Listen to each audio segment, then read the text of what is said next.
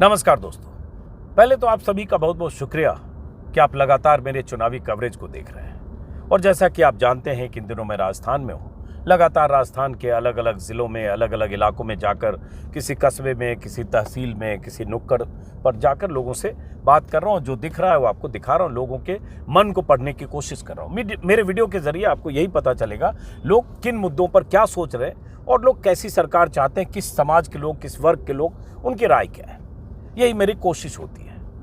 कल परसों 2 दिन मैं चुरू में था। चुरू की एक हॉट सीट है चुरू ज़िले की, बल्कि कहें तो राजस्थान की हॉट सीटों में से एक है। तारानगर वहाँ था जहाँ से राजस्थान के नेता विपक्ष, बीजेपी के दिग्गज नेताओं में से एक, 7 बार के जीते हुए विधायक, मुख्यमंत्री के दावेदारों में से एक राजेंद्र सिंह राठौर चुनाव लड़ रहे हैं, इसलिए उस सीट पर गया था, उस इलाके में गया। अभी मैं चल रहा हूँ एक दूसरी हॉट सीट की तरफ। मेरी कोशिश होती है कि ऐसी सीट जिस पर सबकी नज़र है वहाँ जाऊँ, जाने की कोशिश करूँ। जैसे मैं गोविंद डोटासरा के इलाके में भी गया था, जो कांग्रेस के प्रदेश अध्यक्ष हैं, और सीकर जिले की एक सीट है लक्ष्मणगढ़, वहाँ से चुनाव लड़ रहे हैं। और अभी जिस सीट की तरफ जा रहा हूँ, जिस इलाके की तरफ जा रहा हूँ, वो इलाका, वो सीट बहुत खास है। वहाँ से लड़ने वाले, चुनाव मैदान में उतरे उम्मीदवार बहुत खास हैं। ऐसे खास हैं बीजेपी के उम्मीदवार जिन पर नज़र न सिर्फ राजस्थान की है, बल्कि राजस्थान से बाहर दूसरे सूबे के लोगों की भी है। जिनका जिक्र न सिर्फ राजस्थान में हो रहा है, बल्कि राजस्थान से बाहर भी हो रहा है। जिनका जिक्र राजस्थान के ज़िले ज़िले में हो रहा है, और जिनके समर्थक राजस्थान के ज़िले ज़िले में हैं, और जिनके समर्थक राजस्थान के अलग अलग ज़िलों में जब बात कर रहे हैं, कुछ ज़िलों में मुझसे भी मिले वीडियो में, तो मानकर चल रहे हैं कि अगर सरकार बनी उस पार्टी की तो वो मुख्यमंत्री होंगे। भगवाधारी हैं, उम्र करीब 40 साल है, नाथ संप्रदाय के महंत हैं, रोहतक की पीठ के। योगी आदित्यनाथ की तरह ड्रेस में रहते हैं, चोले में रहते हैं, भगवा चोले में। और राजस्थान के लोग उन्हें राजस्थान का योगी कहते हैं, या राजस्थान का बाबा कहते हैं, या राजस्थान का योगी आदित्यनाथ कहते हैं। समझ तो चुके ही होंगे आप। बालकनाथ, बाबा बालकनाथ अलवर लोकसभा सीट से सांसद हैं। पिछली बार 2019 में उन्होंने 3.25 लाख से ज़्यादा वोटों से जीत हासिल की थी। लेकिन इस बार राजस्थान में जिन 7 सांसदों को बीजेपी ने पहली लिस्ट में उतारा चुनाव मैदान में, उसमें बालकनाथ भी हैं। अलवर जिले की एक सीट तिजारा से, और तिजारा सीट इसीलिए अहम हो गई क्योंकि बालकनाथ वहां से चुनाव मैदान में उतरे हैं। और तिजारा सीट पर पिछली बार बीएसपी की जीत हुई थी, संदीप कुमार की, जो बाद में कांग्रेस में शामिल हो गए। इस बार कांग्रेस ने वहां से एक ऐसे उम्मीदवार को उतारा है, जो उम्मीदवार, इमरान नाम है उनका, वो पहले बीएसपी का टिकट ले चुके थे, लेकिन अचानक उन्हें कांग्रेस ने टिकट दिया और उसके बाद वो चुनाव मैदान में है। तो तिजारा सबसे अहम सीटों में से एक है जिस पर सबकी नज़र है। और दिलचस्प बात मुझे ये लगी, राजस्थान घूमने के क्रम में, मेरे वीडियो में कई बार आपने देखा होगा, सीकर में भी मुझे ऐसे लोग मिले जो कह रहे हैं कि हम तो भाजपा समर्थक, बीजेपी समर्थक, कि हम तो बालकनाथ को मुख्यमंत्री देखना चाहते हैं। क्यों? क्योंकि बालकनाथ में बहुत सारे लोग योगी आदित्यनाथ देखते हैं, बुलडोजर बाबा की तरह देखते हैं, या वो देखते हैं कि उसी तरह हिंदुत्व की बात करेंगे, हिंदुत्व की पिच पर जो लोग उन्हें मुफीद लगते हैं, उनमें बाबा बालकनाथ का चेहरा है। और इसकी एक पटकथा लिखने की कोशिश भी हुई। ये भी माना जा रहा है कि अलवर के जरिए राजस्थान चुनाव को ध्रुवीकरण की कोशिश होगी, उसमें एक चेहरा बालकनाथ का है। ये हुआ भी कि जब अभी नामांकन के समय वहाँ बहुत ज़बरदस्त भीड़ थी, योगी आदित्यनाथ खुद आए थे, और योगी आदित्यनाथ की मौजूदगी में बालकनाथ के एक समर्थक ने मंच से कुछ विवादित बातें की, संदीप दायमा नाम के आदमी ने, जिसने कहा कि यहाँ हालांकि बाद में माफ़ी मांगी, जिसने कहा कि मंच से कहा कि किस तरह से इतनी मस्जिदें, किस तरह से गुरुद्वारे बनाकर छोड़ दिए गए, आगे चलकर हमारे लिए नासूर बन जाएंगे, इसलिए हम सब का धर्म है कि इस नासूर को उखाड़ फेंकें। हालांकि माफ़ी मांगी। किस तरह से गुरुद्वारा यहाँ पर बनाकर छोड़ दिए, ये आगे चलकर हमारे लिए नासूर बन जाएगा। इसलिए हमारा सबका धर्म भी बनता है कि इस नासूर को यहाँ से उखाड़ कर फेंक देंगे और बाबा बालकनाथ जी को भारी मतों से जिताएंगे। बहुत बहुत धन्यवाद सभी को, राम राम, धन्यवाद। माफ़ी मांगनी पड़ी। बाबा बालकनाथ भी डिफेंसिव हुए और बीजेपी के कुछ नेता भी डिफेंसिव हुए। इस पर हम आगे विस्तार से बात करेंगे। लेकिन ये बयान इस बात की तस्दीक करता है कि बीजेपी चाह क्या रही है। ये बयान ये बताता है कि किस तरह के लोग किस तरह का नैरेटिव सेट करने की कोशिश कर रहे हैं। और बाबा बालकनाथ को अगर चेहरा बनाया गया है चुनाव में, विधानसभा चुनाव में सांसद रहते हुए, तो उसका मकसद क्या है? इसलिए अलवर भी खास। अलवर पूर्वी राजस्थान का एक जिला है और पूर्वी राजस्थान भी बहुत खास है, क्योंकि पूर्वी राजस्थान, हालांकि राजस्थान के हर हिस्से, मैं कह रहा हूँ चुनाव में जो कुछ हिस्से जहां से बीजेपी को लगता है कि गेम पलटा जा सकता है, खेल पलटा जा सकता है, और जहां कांग्रेस बहुत डिपेंड कर रही है। पूर्वी राजस्थान में 35 सीटें हैं, जिसमें अलवर है, दौसा है, सवाई माधोपुर है, धौलपुर है, भरतपुर है, करौली है। बीजेपी पिछली बार यहाँ बहुत बीजेपी को नुकसान हुआ था। 35 में से 22 सीटें कांग्रेस जीती थी, 18 में बीजेपी को सिर्फ 3 सीटें मिली थी, लेकिन 5 बीएसपी को यहाँ मिली थी। 5 बल्कि पूरे राजस्थान में 6 सीटें बीएसपी जीती थी, जिसमें सारे बीएसपी के विधायक चले गए थे बाद में कांग्रेस में। अब अलवर जिले को भी समझूंगा, तिजारा भी जाऊंगा, बाबा बालकनाथ का फैक्टर भी, बीजेपी की मंशा और मकसद भी, क्या वहाँ ध्रुवीकरण की कोशिश की जा रही है, ध्रुवीकरण की कोशिश की जा रही है तो वो क्या पैटर्न है उसको भी समझेंगे, और क्या उसका असर होगा, क्या लोगों के लिए यही मायने रखता है वाकई। वो बीजेपी समर्थकों की छोड़ दीजिए जो सिर्फ योगी योगी योगी करते हैं, क्या वैसे ही लोग, वैसे ही वोटर बाकी लोग भी सोचते हैं, या बीजेपी सारे समर्थक उसी तरह से सोचते हैं, इसको भी समझेंगे। बाकी बातें हम अलवर पहुँच कर करेंगे, क्या हुआ नहीं हुआ, वहाँ लोग क्या देख रहे हैं, अलग अलग इलाकों में जाऊँगा। लेकिन इस बीच हुआ ये है कि यहाँ राजस्थान घूमते हुए मुझे एक चीज़ का अंदाज़ा लगा, यूपी चुनाव भी मैं बहुत घूमा था, कि यूपी में योगी की बात हो रही थी, मुख्यमंत्री थे, 22 की बात कर रहा हूँ, तो मुख्यमंत्री के तौर पर मोदी की बात हो रही थी, योगी मोदी फैक्टर था। राहुल गांधी या कांग्रेस के लोग कुछ राहुल गांधी की बात कर रहे थे, लेकिन अखिलेश यादव एक फैक्टर थे अगर विपक्ष की बात करें तो।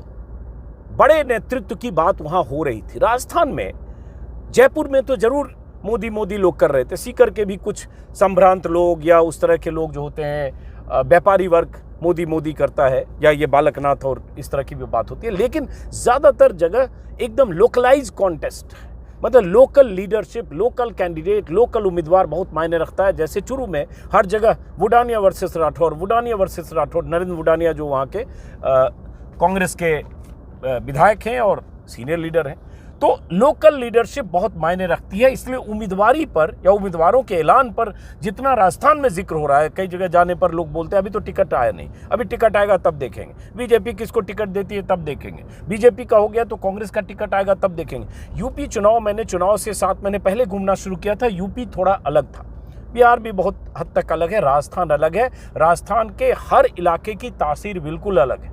मेवाड़ की तासीर अलग है, शेखावटी की तासीर अलग है, पूर्वी राजस्थान अलग है, मारवाड़ अलग है। तो राजस्थान को उस तरह से एक पैमाने पर नहीं जज किया जा सकता है, समझा जा सकता है, और एक तरह के समीकरण भी नहीं है, एक तरह की दृष्टि और सोच भी नहीं है। तो इसलिए राजस्थान का बर्ताव अलग होता है। तो इसलिए जब घूमेंगे तो देखेंगे। इसी बीच हो ये रहा, इसी दाव पेच में टिकटों का ऐलान जो होना चाहिए था समय पर, अब तक नहीं हुआ। जैसे कल नामांकन की आखिरी तारीख है, आज 5 है, कल 6 आखिरी तारीख है, 9 तारीख तक नामांकन वापसी होनी है। और सोचिए अभी कि अभी तक कांग्रेस की लिस्ट जो टुकड़ों टुकड़ों में लिस्ट आई है, छोटी छोटी लिस्ट होते हुए 179 उम्मीदवारों का ऐलान हुआ है, 200 की असेंबली है, 21 उम्मीदवार अभी भी नाम बाकी हैं। कल भी एक लिस्ट वैसे आई थी। वैसे ही अगर बीजेपी की बात करेंगे तो 184 उम्मीदवारों का ऐलान हुआ है, 16 अभी भी बाकी, और कल ही नामांकन की आखिरी तारीख है। अब सोचिए आज शाम तक किसी समय तक ये लिस्ट आएगी और कल ही भागे भागे नामांकन करने जाएंगे, क्योंकि कल आखिरी तारीख है। और इस लिस्ट में या पिछली लिस्ट में बहुत सारे वीआईपी हैं, बहुत सारी जगह कड़ा मुकाबला है। एक और दिलचस्प चीज़ राजस्थान में देखने को मिला, नामांकन को जिस तरह से फेस्टिवल की तरह, भीड़ जुटाने की तरह, शक्ति परीक्षण की तरह, जोर आजमाइश की तरह, ताकत दिखाने के लिए नामांकन के दिन का जैसे इस्तेमाल राजस्थान में किया जाता है, हज़ारों की भीड़ जुटाना, 1000 गाड़ियाँ, 1500 गाड़ियाँ, 800 गाड़ियाँ, ड्रोन से शूट होना, सोशल मीडिया पर उसको प्रचारित किया जाना, बड़ी सी रैली, बड़ी सी जनसभा, बड़ा सा पंडाल, पूरी सड़कें जाम हो जाए। ये राजस्थान में मैंने कम से कम ऐसे 50 सीटों के वीडियो देखे हैं ट्विटर पर, और ये मैंने न बिहार चुनाव में ऐसे देखा था, न यूपी चुनाव में ऐसे देखा था, बल्कि लोकसभा चुनाव में भी मैंने नहीं देखा। तो इस हिसाब से राजस्थान की तासीर इसीलिए मैंने कहा अलग है। यहाँ उम्मीदवार पूरी ताकत झोंक देते हैं कि कैसे ज़्यादा से ज़्यादा भीड़ हो जाए, ज़्यादा से ज़्यादा तस्वीर ऐसे दिखे कि यही जीतने वाला। जैसे मैं कल चूरू में था तो कल नरेंद्र वुडानिया जो कांग्रेस के सिटिंग एमएलए हैं उनका कल नामांकन था, भीड़ थी। परसों राजेंद्र राठौर जो जैसा जिनका जिक्र किया मैंने, उनका नामांकन था, उसमें भी ज़बरदस्त भीड़ थी। और ऐसी भीड़ थी कि कई ज़िलों से भी लोग आए थे। हनुमानगढ़ के कुछ लोग मिले, उसी होटल में ठहरे थे जहाँ मैं ठहरा था, और चूरू से भी और आसपास के इलाकों से भी। वैसे ही जो बालकनाथ की जो का नामांकन में भी वो भीड़ थी, वैसे अलग अलग जगहों में भीड़ दिख रही है। मतलब भीड़ जुटाकर शक्ति प्रदर्शन की कोशिश राजस्थान में हो रही थी, ये थोड़ा अलग है। उसी में उम्मीदवारी के ऐलान में जोर तोड़ दोनों पार्टियां कर रही है कि कहां कॉन्टेस्ट में किसके सामने कौन हो। उसके बाद एक डर होता है कि जिसको टिकट नहीं मिलेगा वो बागी हो जाएगा। बहुत लोग कह रहे हैं इसलिए भी टिकट में देर कर रहे हैं कि जिसका टिकट काटेंगे वो बागी होगा, निर्दलीय लड़ेगा, और या फिर जो बाकी पार्टियां हैं, कोई बीएसपी से टिकट ले सकता है, कोई हनुमान बेनीवाल की पार्टी से टिकट ले सकता है, कोई और जो 2-3 पार्टियां हैं उससे टिकट ले सकता है, भारतीय आदिवासी पार्टी से टिकट ले सकता है। इसलिए आखिरी वक्त में हम टिकट देंगे ताकि नामांकन की तारीख खत्म हो रहा हो और वो नामांकन कर रहा हो तो दूसरा उम्मीदवार जो बागी होकर नामांकन न करे। तो इतना जोड़ घटाव यहाँ चल रहा है। उसी जोड़ घटाव में जैसे कांग्रेस की लिस्ट में अभी महेश जोशी का तो नाम कट गया, जिनका जिक्र हो रहा था 3 लोगों का, धर्मेंद्र राठौर, महेश जोशी और शांति धारीवाल। इस पर सबकी नज़र थी कि इन्हें टिकट मिलता है कि नहीं। शांति धारीवाल वाली सीट का भी ऐलान नहीं हुआ, लेकिन महेश जोशी जो जयपुर के हवा महल के थे उनका काट दिया गया, एक तिवारी जी को वहाँ टिकट मिला है। तो ये सब दांवपेच के बीच अशोक गहलोत की नीतियों का जिक्र मैंने देखा हर जगह। जो अगर कांग्रेस के फैक्टर की बात करें तो हर जगह लोग अशोक गहलोत की बात करते हैं कि अशोक गहलोत ने ये योजना की, ये योजना की, ये फ्री दिया, बिजली फ्री दिया, या राशन दिया, या राशन का किट दिया, या सिलेंडर 500 कर दिया, या चिरंजीवी योजना जिसका जिक्र बहुत लोग करते हैं, चिरंजीवी में 25 लाख तक का हमारा बीमा हो गया, या मोबाइल दे दिया, या महिलाओं को अब नया कर दिया जो 7 गारंटी अशोक गहलोत ने कहा है कि हम महिलाओं को, परिवार की मुखिया को 10,000 सालाना देंगे। इस तरह की स्कीम गांव-गांव तक पहुंची है लोगों तक, लेकिन कितनी पहुंची कि क्या अशोक गहलोत 100 का आंकड़ा पार कर पाएंगे, इसके बारे में अभी मेरा कोई अनुमान नहीं है। 10 दिन और घूमा तो कुछ अंदाजा लगेगा तो आपको बताएंगे। लेकिन 6 महीने पहले जो कांग्रेस की स्थिति थी, या 8 महीने पहले जो कांग्रेस की स्थिति थी, या 1 साल पहले थी, जब सचिन और अशोक गहलोत की लड़ाई की कहानियां हर नुक्कड़ पर राजस्थान में हो रही होगी, वहां से आज की स्थिति बहुत बदली है। कितनी बदली है इसके लिए मुझे भी थोड़ा और घूमना पड़ेगा, बहुत बदली है। और ये मैंने देखा है कि जगह जगह उनकी योजनाओं का जिक्र कर रहे हैं। कोई गांव ऐसा नहीं मिला, कोई नुक्कड़ ऐसा नहीं मिला जहां उनके समर्थक इसका जिक्र नहीं कर रहे हो। अब बात बीजेपी की। राजस्थान में आप जानते हैं हर वीडियो में हम लोग बात करते हैं, रिवाज 5 साल में सरकार बदलने का यही हो रहा है। एक बार वसुंधरा, एक बार अशोक गहलोत, एक बार वसुंधरा, एक बार अशोक गहलोत, एक बार अशोक गहलोत। अब कौन?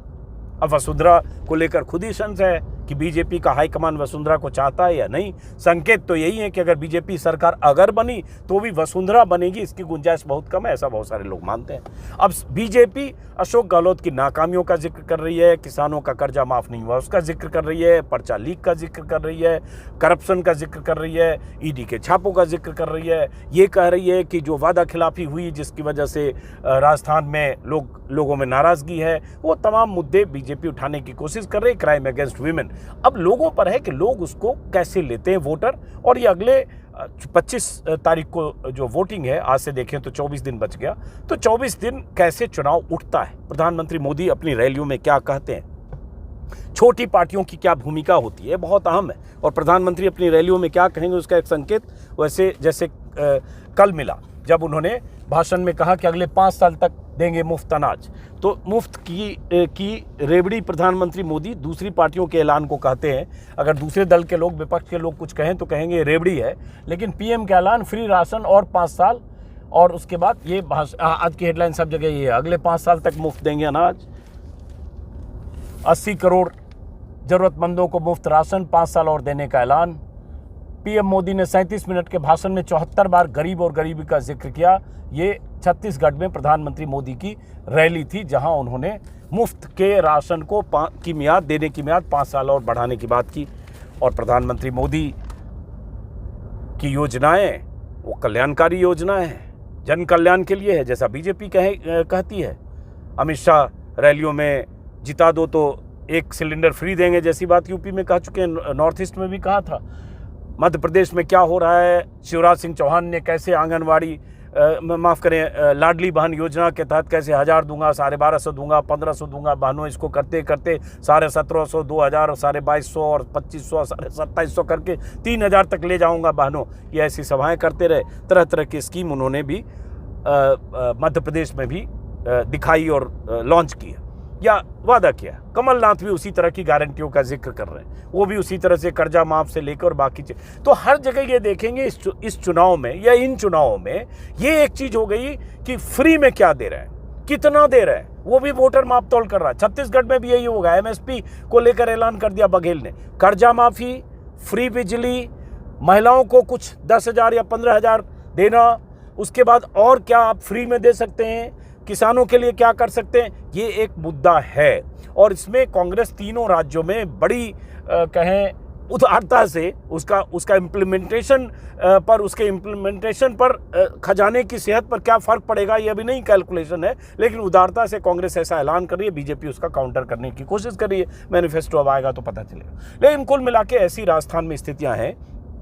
मध्य प्रदेश को लेकर जितने सर्वे आ रहे हैं उसमें ज़्यादातर सर्वे साफ साफ क्लियर कट संकेत दे रहे हैं कि कांग्रेस की वहाँ सरकार बन रही है, और वो कम मार्जिन से हो, 5 सीटों से हो, 15 सीटों से हो, 10 सीटों से हो, उसको लेकर अपने सर्वे अलग अलग दिशा में। राजस्थान के सर्वे आए जो सी वोटर से लेकर और तमाम सर्वे, वो सर्वे बीजेपी को बढ़त दिखा रहे, 100 का आंकड़ा पार, और कांग्रेस को कम दिखा रहे। लेकिन अभी वक्त बाकी है, मैं यही कहूँगा, अभी वक्त है। अभी क्या करवट लेगा वोटर, कैंपेन कैसे उठता है। अशोक गहलोत भी फिर से कुछ सभाएं शुरू कर रहे हैं, गारंटी लेकर, 7 गारंटी लेकर अशोक गहलोत जन जन तक पहुंचने की कोशिश कर रहे हैं। इन सब से फर्क पता चलेगा कि क्या होता है। अब इन सब के बीच राजस्थान का जिक्र करते हुए छोटी पार्टियां बहुत अहम है। बड़ी पार्टियों का जब लोग जिक्र करते हैं, हम सब लोग करते हैं, BJP versus Congress, BJP versus Congress, उसके बीच में छोटी पार्टियां और निर्दलियों की भूमिका को भूलते हैं, और ये गलती होती है असेसमेंट पे।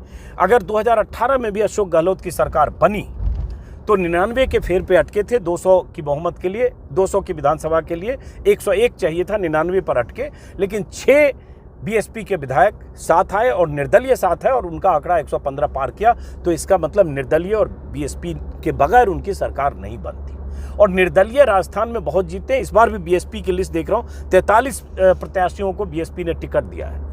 अलवर में ही 5 जीते थे पिछली बार, अलवर जिले की सीट, शायद अलवर में 5 बीएसपी जीती थी, अगर अलवर का आंकड़ा देखें तो, देखता हूं मैं। तो ये अब इस बार बीएसपी ने 43 प्रत्याशियों की लिस्ट घोषित की।